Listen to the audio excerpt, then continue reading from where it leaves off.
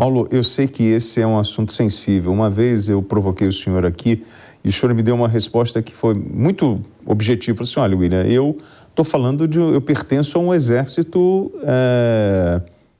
o senhor usou uma expressão, mas era um exército oficial, uma unidade oficial. Falar sobre esses grupos paramilitares, essas ações clandestinas, a gente vai para o mundo onde as pessoas precisam ser penalizadas, mas fato é que as execuções, sequestro, tortura, isso tudo a gente acaba se deparando nesse processo da guerra. A guerra ela é a maior de todas as adversidades, William. A guerra, ela, embora o direito internacional dos conflitos armados tente humanizar a guerra, tente botar regras, né, na guerra, como nós estamos vendo, e pelo relato do Kawaguchi, nem sempre ela tem sucesso. Essas normas têm sucesso, nem sempre os contendores respeitam essas normas, né? E o que eu me referi aquela vez com você é que, assim, um soldado profissional, ele encara a sua profissão como uma profissão honrada, né? E eu me lembro sempre das palavras do general Osório, patrono da minha arma, quando ele foi comandando os homens que iriam invadir o território paraguaio na Guerra da Tríplice Aliança. Na ordem do dia dele, está escrito isso até hoje, ele dizia o seguinte: o paraguaio vencido e desarmado deve ser sagrado para um exército composto de homens de honra e de coração. Eu acredito nisso, eu sempre acreditei nisso e é isso que eu sempre preguei, né, como profissional das armas. Então, para mim, é muito ruim assistir que um exército faça o que nós vimos acontecer em Bucha. É a falência da honradez, é a falência da civilização, é a guerra completamente selvagem, né, sem nenhuma norma.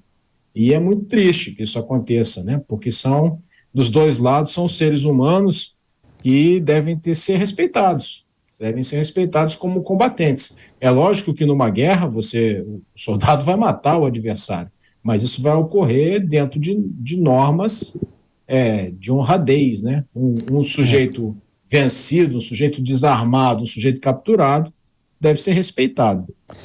Essas acusações, né, desse trabalho sujo, Wagner Group, o Batalhão de Azov, e a gente chegou a comentar isso. Isso está no nosso imaginário ou realmente, por exemplo, o russo ele contrata uma empresa para fazer esse trabalho sujo nessa primeira empreitada, hein, Kawaguchi? Eu acho que são algumas instâncias diferentes. Por exemplo, o Wagner Group, de fato, ele tem a fama de ser utilizado para fazer, por assim dizer, o serviço sujo, ou seja, você fazer tarefas, por exemplo, cometer crimes que uma tropa regular russa, um exército profissional, não cometeria.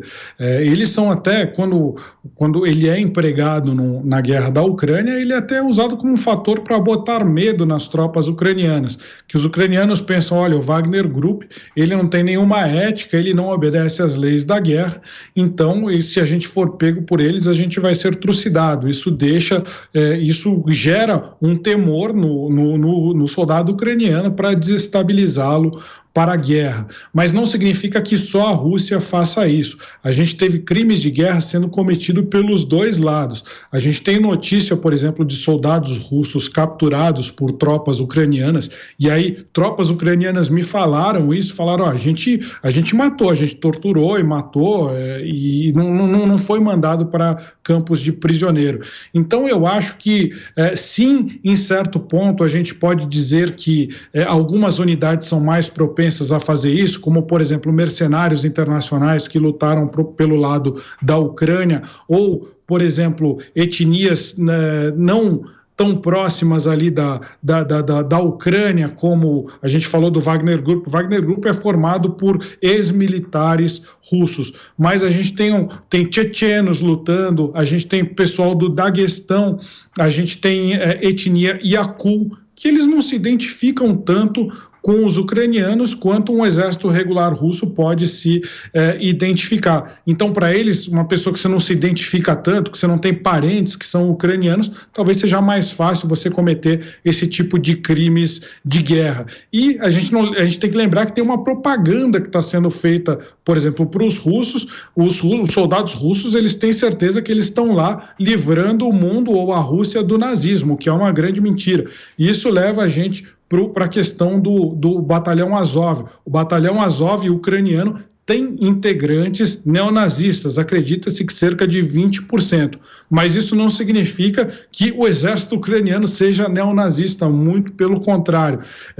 Esses que são neonazistas, sim, eles têm que ser reprimidos, e eles não foram quando deveriam ter sido reprimidos, isso é um problema. Como o coronel Paulo Filho falou, a guerra aí é a pior das vicissitudes, é o pior dos cenários, é muito difícil regular e fazer valer as leis nesse ambiente de guerra, em que as vidas estão em jogo e há muito medo, todas as tropas têm medo quando estão no campo de batalha. Paulo, e aí no meio disso, né, a gente está falando dessa informalidade, a gente tem aí o presidente dos Estados Unidos, o Joe Biden, que assinou os documentos de ratificação para aceitar a Suécia e a Finlândia, né, na OTAN.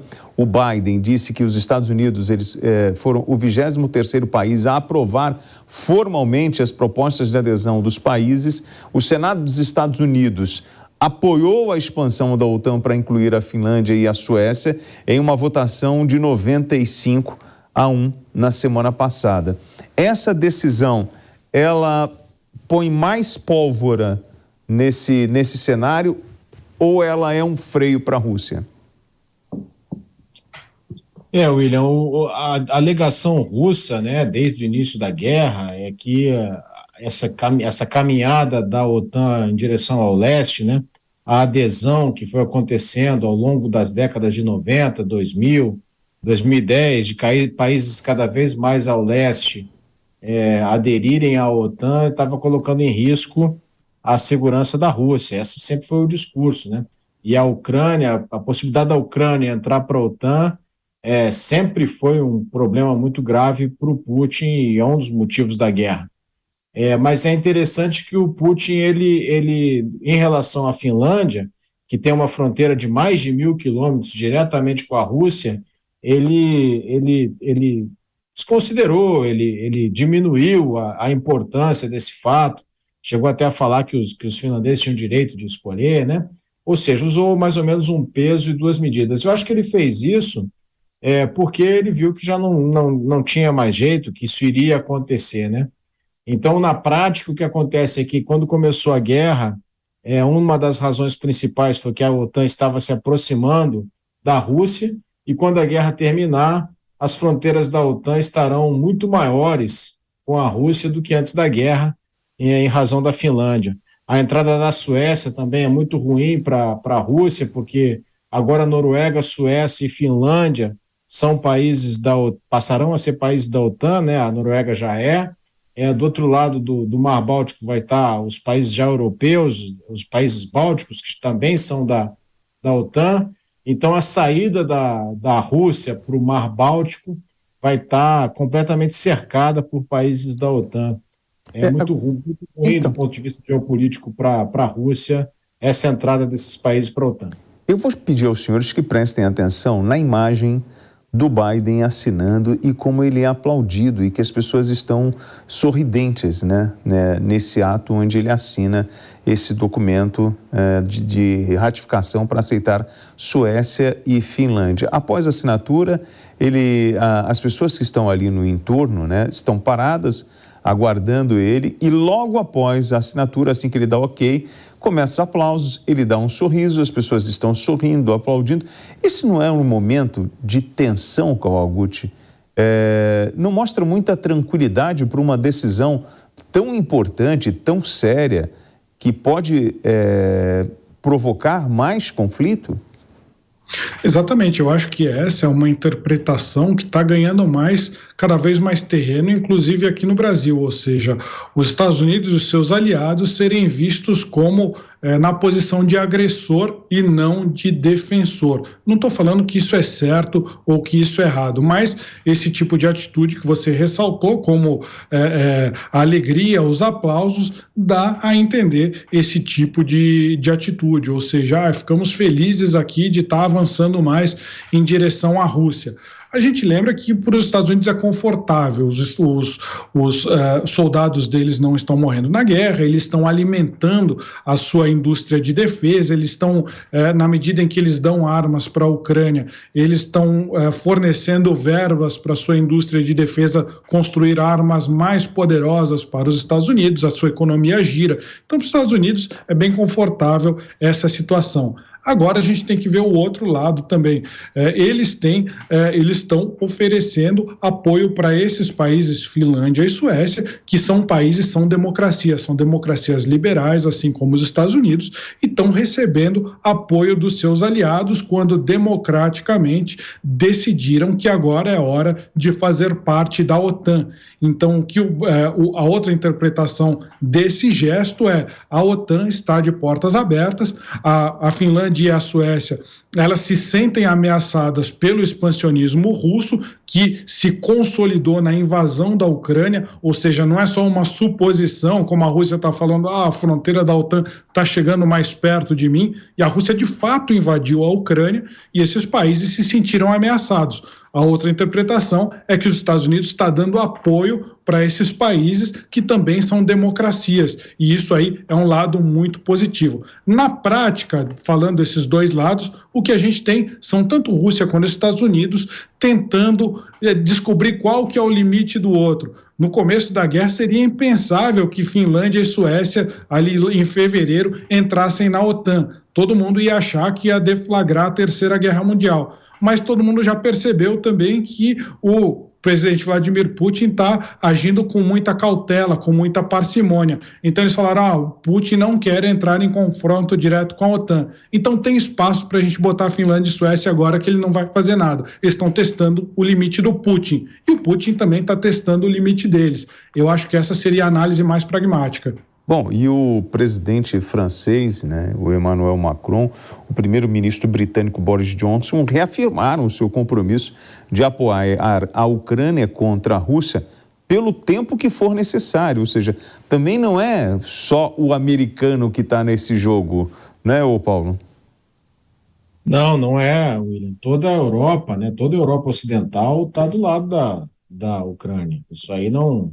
essas posições, algumas posições pró-Rússia que a gente vê em outros locais do globo, né, na América do Sul, na América Latina, na África, na Ásia, na Europa Ocidental é muito difícil você encontrar praticamente uma unanimidade em favor da Ucrânia. O que a gente vê é um fortalecimento da OTAN. Em 2019, o presidente Macron, esse mesmo presidente Macron, chegou a declarar que a OTAN estava em morte cerebral. O presidente Trump passou boa parte do mandato dele, todo o mandato dele, reclamando que a OTAN não investia 2%, que os países europeus da OTAN não investiam 2% dos seus orçamentos, dos seus PIBs em defesa. E agora a gente vê uma OTAN fortalecida, uma OTAN com mais membros, uma OTAN em que todos os países se comprometem a gastar no mínimo 2% dos seus PIB em defesa.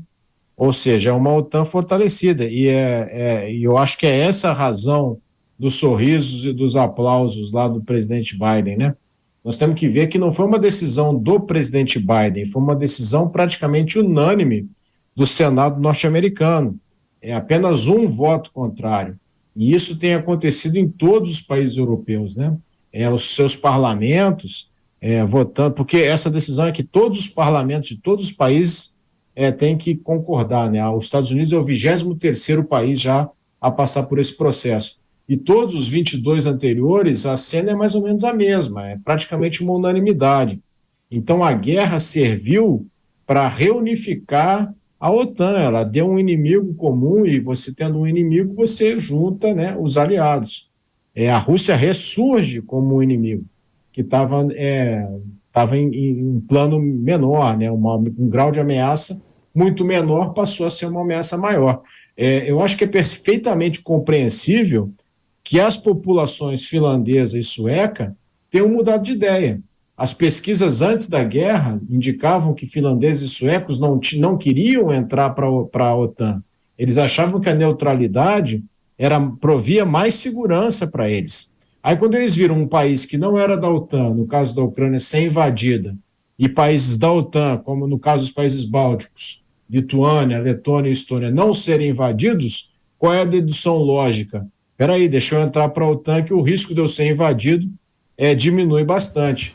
Então, essa ação é uma ação natural, defensiva, né, por parte das populações suecas e finlandesas, ao assistirem à invasão. O fato é que no dia 24 de fevereiro de 2022, a Rússia invadiu um país que ela reconhecia internacionalmente as suas fronteiras. Um país que em 1994, quando a Ucrânia devolveu as armas nucleares à Rússia, ela assinou um termo, assinou um acordo prometendo proteger, respeitar suas fronteiras.